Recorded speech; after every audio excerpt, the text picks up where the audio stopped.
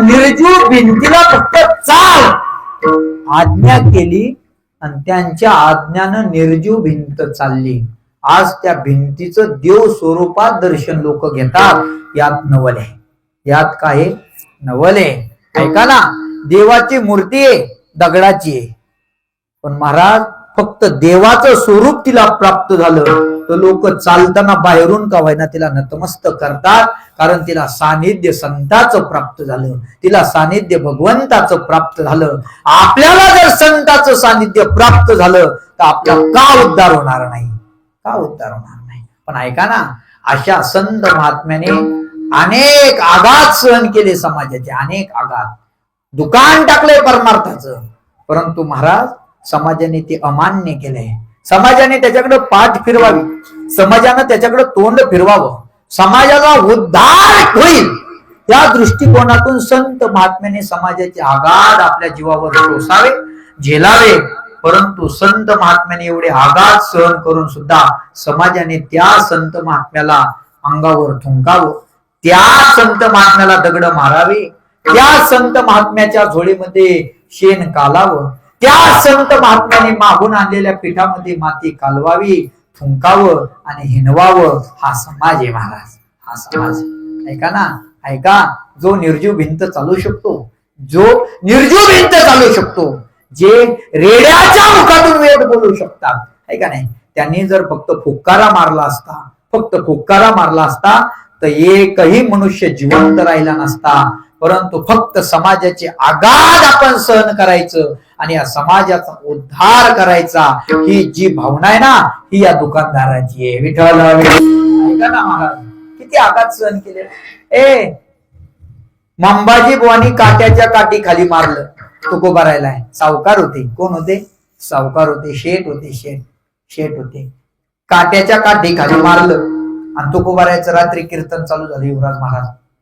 आणि कीर्तन सांगत असताना तुकोबाराय मंबाजी बुवाकडे बघूनच कीर्तन सांगायचे, है का नाही, कारण विद्वानाच्या यादीत ते बघायचे त्यांना. आणि त्या दिवशी मंबाजी बुवा आले नाही. तुकोबारायच्या अंतःकरणामध्ये भाव वेगळा निर्माण झाला आणि विचार केला, जो सतत माझ्या कीर्तनाला येतो तो आज माझ्या समोर बसलेला नाहीये. पण ऐका ना, जोपर्यंत मंबाजी बुवा कीर्तनाला येत नाही तोपर्यंत तुकोबाराय कीर्तन करणार नाही. वाट बघितली, वाट बघितली, मंबाजी बुवाची वाट बघितली, वाट बघितली, येत नाहीये. शेवटी तुकोबारायने आसन सोडले, टाळकरी उभा केले आणि मंबाजी बुवाच्या दाराला कडी लावेल होती, निद्रिस्त होते, कडी वाजवली आणि सांगितलं, बुवा दरवाजा उघडा. तुकोबारायचे शब्द ऐकले आणि दरवाजा उघडला आणि जिथं झोपले होते त्या पलंगावर बसले आणि तुकोबाराय मंबाजी बुवाचे पाय चपताय. अरे, आत्ताच आपण सकाळी याला काट्याच्या काठी खाली मारलंय आणि हा निर्लज्ज माणूस माझे पाय दाबण्याकरता येतोय. मंबाजी बुवाची भावना वेगळी झाली, बघण्याचा दृष्टिकोन वेगळा झाला आणि मात्र मनामध्ये आता मन बदललंय. फक्त तुकोबारायचे हात, तुकोबारायची चेहरा, तुकोबारायची नजर मंबाजी बुवाने बघितली आणि मनामध्ये असणारा जो राग आहे तो जळून भस्म झाला. याला संत महात्म्याचं दुकान म्हणतात.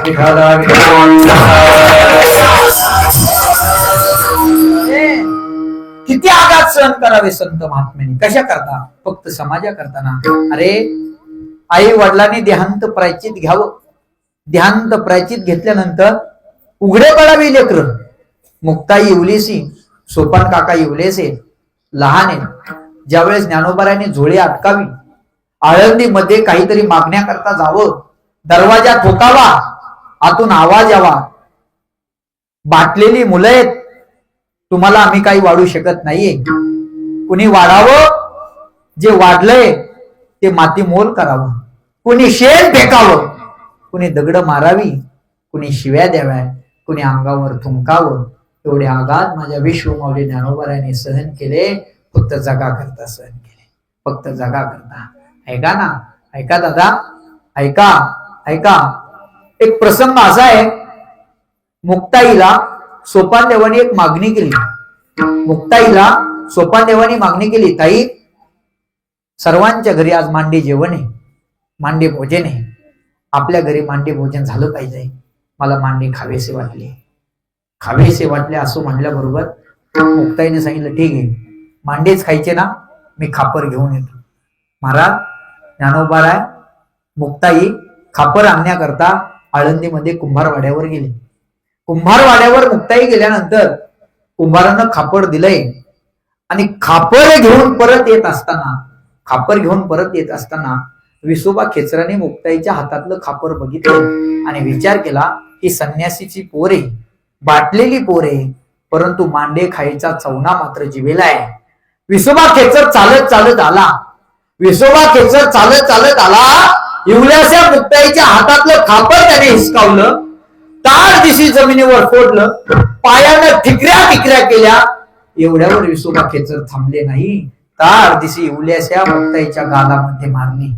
छोटीशी मुक्ताई, 5 वर्षाचं वय आहे. आठवली आई, आठवले बाप, डोळ्यामध्ये अश्रूच्या धारा आहेत. लाल झालेला गाल एका हातानं दाबला आणि रडत ज्ञानोबारायच्या सिद्धबेटापर्यंत गेली. पण हे दुःख जर माझ्या भावाला झालं, मला मारलेलं दुःख, मला दुःख झालंय हे मी मान्य करेल, परंतु माझा गाल बघितल्यानंतर त्याच्यापेक्षा दुप्पट माझ्या भावाला दुःख होईल. म्हणून आलेला औंढा, आलेलं डोळ्याचं पाणी मुक्ताईनं पुसलं आणि चांगल्या मनानं हात गेली. याला बहीण म्हणतात बरं. आताच्या बहिणी तशा नाही महाराज. आताच्या बहिणी भावाला जास्त त्रास देणाऱ्या आहेत. ऐका ना, आताच्या बहिणी भावाला महाराज 99% कोर्टामध्ये भांडणं भावा बहिणीचे जे.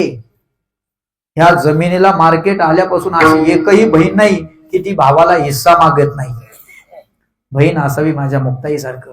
अरे मला मारलं, मला दुःख झालंय, पण माझ्या दुःख माझ्या भावाला होऊ नये म्हणून औंढा गिळला, डोळ्याला आलेलं पाणी पुसलं आणि चांगल्या मनानं आत शिरली.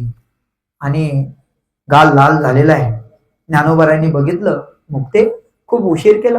काही नाही दादा, खापर आणलं नाही. दादा नाही आणलं का ग मुक्ते? आणि मग मात्र डोळ्यात पाणी आलं. दादा, आज जर आपली आई जिवंत असती तर, आज आपले जर वडील जिवंत असते तर पोट भरून मांडे खायला भेटले असते ना. आणि ढाय मोकलून इवलीशी मुक्ताई ज्ञानोबारायच्या गळ्यामध्ये रडू लागली.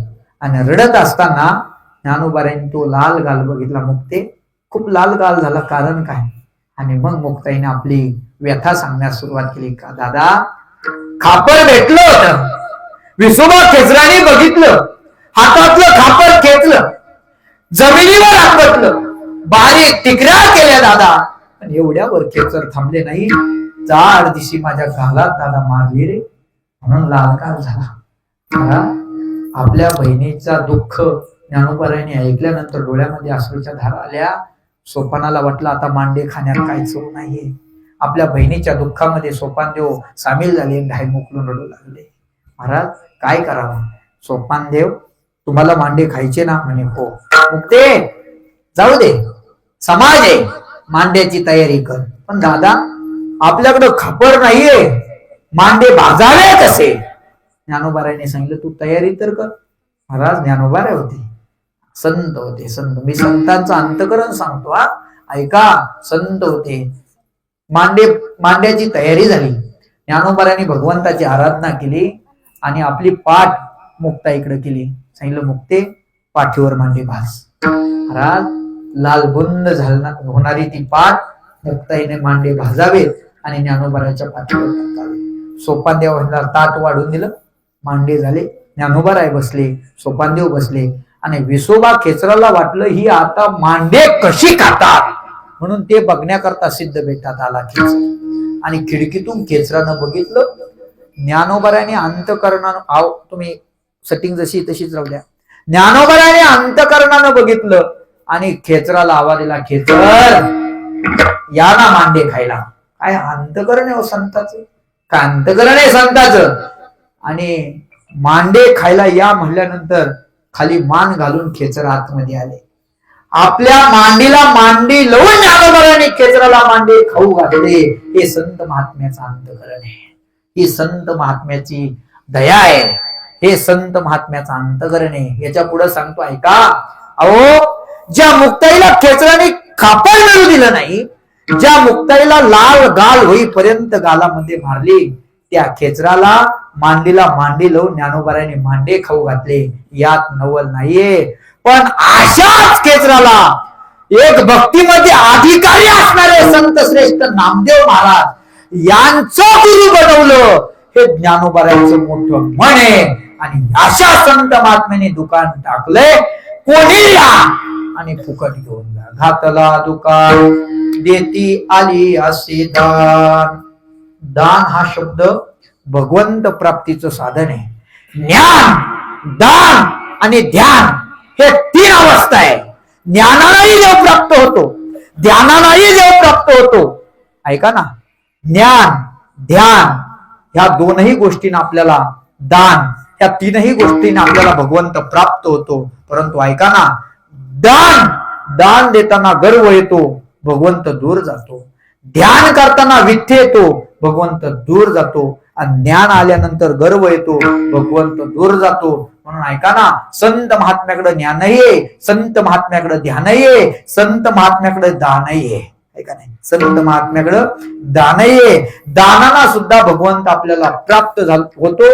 म्हणून संत महात्म्याचं अंतकरण हे उदार